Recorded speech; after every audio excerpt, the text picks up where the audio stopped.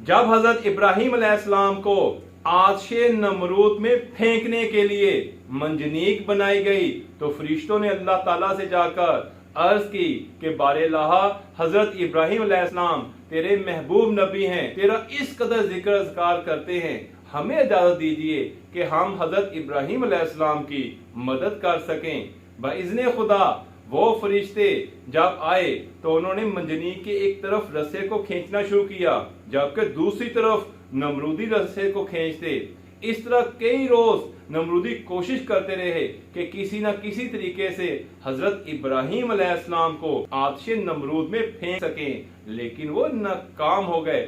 आतिशे नमरूद इस कदर शदीद थी कि ऊपर 3.5 किलोमीटर फासले तक कोई परिंदा परवाज न कर सकता था, लेकिन इसके बावजूद एक परिंदा डक चीनी मुंह में पानी का कतरा लिए हुए उड़ता जा रहा था। उसने पानी का कतरा आग पर डालते हुए ये कहा कि मैंने पानी का ये कतरा इसलिए आतिशे नमरूद पर डाला है ताकि तारीख में मैं आग बुझाने वालों में शुमार हो सकूं।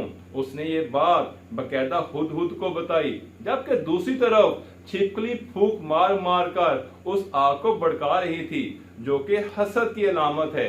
इस तरह जब नमरूदी कई रोज तक नाकाम हो गए तो वहां पर एक तजर्बाकार बूढ़े शख्स को लाया गया। उसने हालातों वाक़ियात का जायजा लेने के बाद कहा कि यहाँ पर चंद खवातीन को लाया जाए। जब चंद खवातीन को लाया गया तो उसने कहा कि इन खवातीन को अब बेहजाब किया जाए, यानी कि इनके सर से दुपट्टे चादरें उतारे जाएं।